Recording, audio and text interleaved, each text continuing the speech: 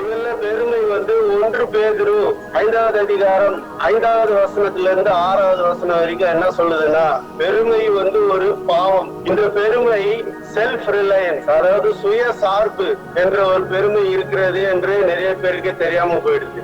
இந்த பெருமையே பாவமாக இருக்கும் பொழுது சுய சார்பு என்ற நிலையையும் பாவமாகத்தான் கருதப்படும் என்று மறைநூல் வல்லுநர்கள் சொல்லுகிறார்கள். இது எங்க இருக்கிறது நமது திருவிவிலியத்திலே அப்படின்னு பார்த்தோம்னா, லூக்கா நற்செய்தி 18வது அதிகாரம் 11வது வசனத்திலிருந்து 12வது வசனம் வரைக்கும் ஆண்டவராகிய இயேசு கிறிஸ்து பரிசேயர் பத்தி அங்க சொல்லுவார். இவர் வந்து ஆலயத்துக்கு வருவாரு, அங்க வந்து ஜெபிப்பாரு, பக்கத்துல ஒரு வரி தண்டு வரும் நின்றுட்டு இருப்பாரு. இந்த பரிசேயர் ஆண்டவர்கிட்ட ஒரு லிஸ்ட் போடுறாரு. அந்த லிஸ்ட் பாத்தீங்கன்னா, ஆண்டவரே நான் நல்லவர், நான் உங்களுக்காக எல்லாமே செய்யறேன், நான் வந்து தியானிக்கிறேன், நான் வந்து ஒரு நல்ல விசுவாசம் உள்ள ஆன்மாவா இருக்கிறேன், ஒரு வாரத்துல 3 வாட்டி நோன்பு இருக்கிறேன், நான் நல்லா பாடுவேன், நான் நல்லா ஜெபிப்பேன், ஆண்டவரே இவரை மாதிரி நான் இல்ல.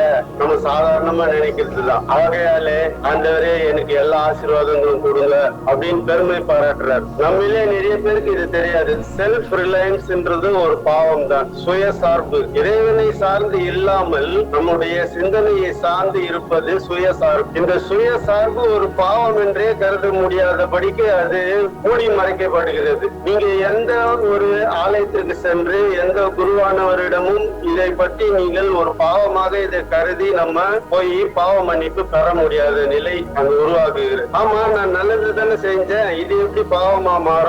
அதனால நம்ம அங்க போய் பாவ மன்னிப்பு செய்யவே முடியாதபடிக்கு இது இருக்குது. இது இறைவனிடம் மட்டுமே நம்ம பாவமாக கருதி அதை அறிக்கை செய்ய வேண்டும். இந்த சுய பெருமை, செல்ஃப் பிரைட், இது எப்படி உருவாகிறது என்றால், இது திருவெளிப்பாடு 3வது அதிகாரத்திலே 16வது இறை வசனம். ஆன்மீகத்தில் ஆர்வம் ஈடுபாடு இல்லாத ஒரு நிலை, ஸ்பிரிச்சுவல் எம்பத்தி, இது வந்துடுச்சுன்னா நம்ம இறைவன்கிட்ட போறதே மறந்துடுவோம். நமக்கு மேல ஒரு இறைவன் இருக்காரு, அவர் நம்மளை வழிநடத்துகிறார், அவர் தான் நமக்கு எல்லா பலனும் மகிமையும் தருகிறார் என்ற அந்த சிந்தனையே இல்லாம போயிடும். இந்த சிந்தனை உள்ள வரும் பொழுது, நான் நல்லா கொயர்ல பாடுறேன், நல்லாதான் இன்னைக்கு பாடினேன், என்ன தப்பு? நிறைய பேர் எனக்கு பாராட்டினாங்க, பிரதர் நீங்க நல்லா பாடினீங்க பிரதர், நீங்க சூப்பரா இருந்தது பாட்டு. ஆமா, நான் நல்லா பாடினேன், எல்லாமே தெரியும். ஆனா நம்ம என்ன பண்ணுவோம்னா, அத மூடி மறைக்கிறதுக்காக, ஆமா பிரதர் இறைவன் தான் இது எனக்கு கொடுத்தாரு, இறைவன் கொடுத்த வரத்தை நான் வந்து பெருமை பாராட்ட முடியாது, எல்லா புகழும் இறைவனுக்கு அப்படின்னு சொல்லிட்டு போயிடுவோம். ஆனா நம்மளுடைய உள்ள ஆழ்ந்த மனதிலே ஒரு சிறிய மேட்டிமை, ஒரு சிறிய பெருமை எழும். இந்த பெருமையே இறைவனுக்கு அருவருப்பானது என்றது அந்த வசனம் சொல்லுகிறது. ஆகவே நம்ம அந்த பெருமையை எப்படி பாராட்டுறோம்னா, நமக்குள்ளவே அந்த பெருமை இருந்து அது ஸ்லோவா நம்மள தட்டி எழுப்போம். பிரதர் நீங்க நல்லா தான் பாடின போல இருக்குப்பா, இன்னைக்கு நல்லா பாடின, எல்லாரும் உன்னை பாராட்டுறாங்களே, சூப்பர், வெரி குட், தொடர்ந்து இதே மாதிரி நல்லா பாடிக்கிட்டே இரு. இது வந்து செல்ஃப் ரிலையன்ஸ், சுயசார்பு. இதுவும் ஒரு பாவம் என்றே நம்ம அறியாமலே நம்ம செஞ்சுக்கிட்டு இருக்கோம். இது போல நிறைய விஷயங்கள் நம்ம சுய வாழ்க்கையிலே நம்ம சிந்திச்சு பார்த்தோம் என்றால், இது சில நேரங்களில் தலை தூக்கும். ஆனா இது யார்கிட்ட போய் இது பாவம்னு அறிக்கை செய்ய முடியாதபடிக்கு இது நம்மளை வந்து அப்படியே ஷைன் பண்ணிக்கிட்டே வரும். இது கூடவே வரும். இது கூடவே வந்து நம்மள கடைசியில பெருமை என்ற கடலையே விழ வைத்து நம்மை பாவத்தில் மூழ்கடி. இது கொஞ்சம் கொஞ்சமா சேரும். சாலமோன் எப்படி முதல்ல நீ ரொம்ப நல்லவர், நீ ரொம்ப ஞானம் உள்ளவர், நீ பெரிய ஞானி, ஆஹா இந்த உலகமே உன்னை மெச்சி போட்டுகிறது, நீ பெரிய ஞானி, ஞானமான காரியங்களை எல்லாம் செய்கிறாய் என்று அவனுக்குள்ளவே அந்த பெருமை பாராட்டி பாராட்டி பாராட்டி பாராட்டி கடைசியில அவனை வந்து இறைவனுக்கு அருவருக்கத்தக்க செயல்களை செய்து அவன் புறம்பே தள்ளப்பட்டான். சோ இது போன்ற காரியங்களை இந்த ஒரு வேற்றுமையானது கொண்டு வருகிறது. பெருமை, பிரைட். இது ரோமர் எழுதிய திருமுகம் 3வது அதிகாரம் 23வது வசனத்துல இவ்வாறு சொல்லுகிறார், அனைவரும் பாவத்தினாலே இறைவனுடைய மகா வெளிச்சத்திற்கு குறைவாகவே நாம் இருக்கின்றோம். அதனால நாம் பெருமை பாராட்டுவது, அதை பற்றி இப்பொழுது நாம் தியானிப்போம். நீதிமொழிகள் 6வது அதிகாரம் 16ல இருந்து 19வது வசனத்திலே நாம் பார்த்தோம் என்றால், அதிலே ஆண்டவர் முக்கியமான ஒரு விஷயத்தை அங்க சொல்லி இருக்கிறார். A heart that desires wicked imaginations. சுத்தமானது மாறாக செயல்பட்டு சில எண்ணங்களை ஊக்குவிக்கும். அந்த எண்ணங்களை ஆண்டவர் அறிவை வெறுக்கிறார் என்று அங்கே எழுதியிருக்கிறது.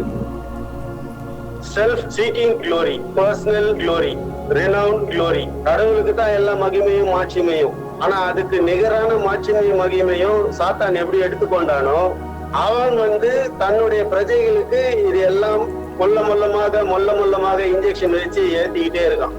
சுய சார்பு, சுய பெருமை, இது தேவ நிந்தனை என்று நிறைய பேருக்கு தெரியாம இருக்கிறோம். சின்ன ஒரு பிரச்சனை அது நம்ம சால்வ் பண்ற மாதிரி ஒரு நிலையில இருக்கிறோம்னா உடனே நம்ம தம்பட்ட அடிச்சுக்கிட்டு நான் தான் அதை போய் எல்லாமே சரி பண்ணிட்டு வந்தேன். கடவுள் உன்னை அந்த இடத்துல நியமிச்சு வச்சிருக்காரு. நீ அந்த வேலையை செய்யணுன்றது கடவுளுக்கு முன்கூட்டியே திட்டம். அந்த திட்டத்தின் ஒரு சின்ன பங்கு, ஒரு பாத்திரம் தான் உனக்கு. நீ அதுல தம்பட்டம் அடிக்கிறதுக்கோ நம்ம அதுல பெருமை பாடுறதுக்கோ எதுவுமே இல்லை. இதுதான் ஆண்டவர் விரும்புறாரு. இந்த பெருமைகள் பெர்ஃபார்மர் மென்டாலிட்டி. நான் நல்லா தான் செய்யறேன், நான் ஒரு மகா கலைஞன், எனக்குள்ள நிறைய வித்தைகள் இருக்கிறது, நான் நல்லா தான் செய்யறேன் அப்படின்ற பெர்ஃபார்மர் மென்டாலிட்டி. இது என்ன கொண்டு வரும் என்றால் அந்த பரிசேயனுடைய நிலை. அதே போல டிசிப்ளின், இதுல அடுத்தவர்களை நியாயம் தீர்ப்பதும் இதுல சேர்ந்து வரும். டிசிப்ளின் ஆஃப் கம்பாரிசன், நியாயம் தீர்ப்பது. அடுத்தவங்க ஒரு போஸ்ட் நல்லா போட்டாங்கன்னா அந்த போஸ்ட நம்ம உள்ள போய் அந்த போஸ்டுக்கு எதிரான நிறைய போஸ்டுகள் போடுறது. அது போல ஒரு மனோபாவம் நமக்குள்ளே உருவாகிறது. இது எதனால வருது? நான் என்னை விட நல்லா வாழ்ந்துருவானே அப்படின்ற ஒரு மனோபாவம்.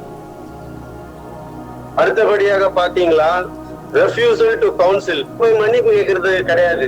அடுத்தவங்க கிட்ட சாரின்ற வார்த்தை சொல்றது கிடையாது. அடுத்தவங்க கிட்ட போய் என்ன மன்னிச்சிருங்க, தெரியாம பண்ணிட்டேன் அப்படின்ற கேட்கிற ஒரு மனோபாவமே இல்லாம போயிட்டோம்.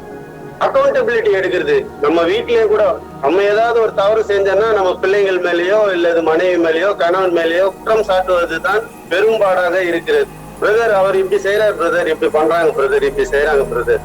நமக்குள்ள ஒரு அண்டர்ஸ்டாண்டிங் இல்லாம போயிடுது. அப்ப குடும்பம் அங்க சிதைவு கொடுக்கிறது. இது மேட்டிமையினால. இது ஒரு பாவம் என்று தெரியாமலே நம்ம செஞ்சுக்கிட்டு இருக்கோம்.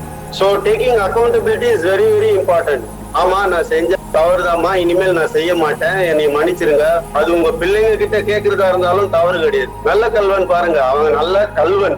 அவன் எப்படி ஆப்பர்ச்சுனிட்டிய எடுத்துக்கிட்டான் பாருங்க. ஆண்டவரே பாவிதான், என்னை மன்னிச்சிருங்கப்பா. அந்த நேரத்துல அவனுக்கு யோசிச்சது பாருங்க. ஆனா அந்த சாவர தருவாயில கூட அந்த காரியத்தை யோசித்து ஆண்டவரிடம் மன்னிப்பு பெற்ற நல்ல கல்வன். மற்றவனும் யோசிக்காம சில காரியங்கள் செய்யறோம்.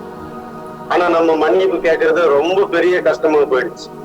So refusal to council. இறைவனிடத்துல போய் மன்னிப்பு கேட்கறதுக்கும் முடியல. அட யாருப்பா போய் 3 மணி 4 மணிக்கெல்லாம் போய் முட்டி போட்டு ஜெபம் பண்ணிட்டு முட்டியெல்லாம் வலிக்கும், டயர்டா இருக்கும், இப்படி சொல்லி சாக்கு போக்கு சொல்லி தப்பிக்கிறது. இவங்க கிட்ட சொன்னா அவர் ஊரெல்லாம் சொல்லிடுவாரு. இவங்க கிட்ட பேசினா இவங்க எல்லார்கிட்டயும் சொல்லிடுவாங்க. இப்படி எக்ஸ்கியூஸ் சொல்லியே நம்ம இது மாதிரி ஆயிடும். Replacing the inward surrender with external validation. Suppose இறைவன் நம்ம கிட்ட கேக்குறாரு, என்னப்பா நீ இப்படி பண்ணிட்டியே, நீ தம்பட்ட அடிக்கிற மாதிரி பண்ணிட்டியே அப்படின்னு சொன்னா அதுக்கு எக்ஸ்பிளனேஷன் கொடுக்குற மாதிரியே நம்ம பதில் சொல்லுவோம். அவருக்கு எக்ஸ்பிளனேஷன் கொடுக்குற லெவல்ல நம்ம இருக்கிறோமா அப்படின்றத நம்ம சிந்தித்து பார்க்கணும்.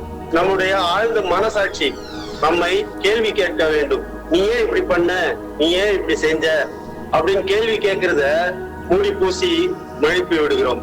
உனக்கு ஒண்ணும் தெரியாது, நீ அமைதியா இரு, நான் நல்லது தானே பண்ணேன், அத அவங்க 10 பேர் பாராட்டுறாங்க, அதுல என்ன உனக்கு தப்பு, நம்ம எண்ணத்தையே நம்ம மாற்றுற அளவுக்கு அது உருவாக்கி விடும். இந்த மாதிரியான சில விஷயங்கள் சேர்ந்துதான் லூசிஃபரை தாழே தள்ள போட்டது வானத்திலிருந்து. அவன் ஒரு பெரிய மகா அசுரனாக உருவெடுக்க இதுதான் காரணமா இருந்தது. எசேக்கியேல் தீர்க்கதரிசி புஸ்தகத்திலையும் ஏசாயா தீர்க்கதரிசி புத்தகத்திலையும் அவ்வாறே அவன் வானத்திலிருந்து கீழே தள்ளப்பட்டான் பெருமையின் காரணமாக. முதல்ல நீ வெளிச்சம், ஆஹா உன்னுடைய வெளிச்சம் இறைவனுடைய வெளிச்சத்தை விட அதிகமா இருக்கிறது லூசிஃபர், நீ எப்படியாப்பட்ட ஆள் தெரியுமா அப்படின்னு சொல்லி இவனை தூண்டி விட்டு இவன் மனசுல பெருமை ஏறி மேட்டிமை ஏறி இவன் தாழே தள்ளப்பட்டான். இந்த சுய சார்பு நிலை என்ன செய்கிறது என்றால் நம்மை கொஞ்சம் கொஞ்சமாக மேட்டிமைப்படுத்தி நம்மை இறைவனிடத்திலிருந்து பிரித்து எடுத்து பாவத்தில் வீழ வைக்கிறது. இது நிறைய பாவங்களை கொண்டு வரும், சாபங்களை கொண்டு வரும். ஆகவே ஆண்டவர் சொல்றாரு 2 கொரிந்தியர் 10வது அதிகாரம் 3வது 6வது வசனம் வரைக்கும், உங்களுடைய மேட்டிமையான எண்ணங்கள் எல்லாவற்றையும் இறைவனுடைய பாதத்துல கொண்டு வந்து வையுங்க. அப்பொழுது இறைவன் உங்களுக்கு வெற்றி தந்த பிறகு, நம்ம வெற்றி கிடையாது, இறைவன் உங்களுக்கு வெற்றி தந்த பிறகு அந்த மேட்டிமைகளை உங்க கால் அடியில வச்சு நசுக்குங்க. இதுதான் அதனுடைய அர்த்தம். 1 பேதுரு 5:5-6. தாழ்ச்சி தான் முக்கியமான காரணம். தாழ்ச்சி தான் ஒரே ஒரு ஆயுதம், இந்த பெருமைக்கு எதிரான ஆயுதம். ஆகவே பிரியமானவர்களே, இந்த பாக்கியத்தை நமக்கு நல்கும் இறைவனுக்கு நாம் தினந்தோறும் நன்றி செலுத்தணும். ஆண்டவரே, எனக்கு தாழ்மையின் வரத்தை தாங்க, தாழ்மையின் வரத்தை தாங்க, தாழ்ச்சி வரத்தை தாங்க. ஒவ்வொரு நிமிடமும் ஒவ்வொரு நாளும் நம்ம மேட்டிமையினால செய்யற காரியங்களை பாவ அறிக்கை செய்து ஆண்டவரிடத்திலிருந்து மன்னிப்பு பெற வேண்டும். ஆகவே இப்பொழுது இந்த செய்தியானது உங்களுக்கு பிரயோஜனம் உள்ளதாக இருந்திருக்கும் என்று நம்புகின்றேன். ஆகவே நாம் ஒன்றிணைவோம். இறைவன் பால் தம்முடைய கரங்களையும் கண்களையும் இதயத்தையும் உயர்த்துவோம்.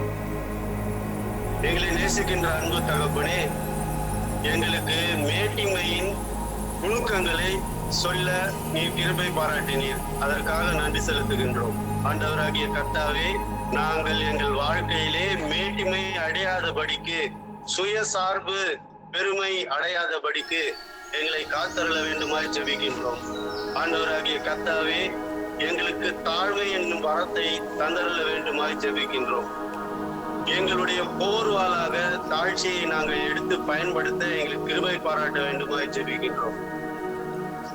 எங்கள் மன நோய்களிலிருந்து எங்களுக்கு விடுதலை தந்தருளும் ஆண்டவரே.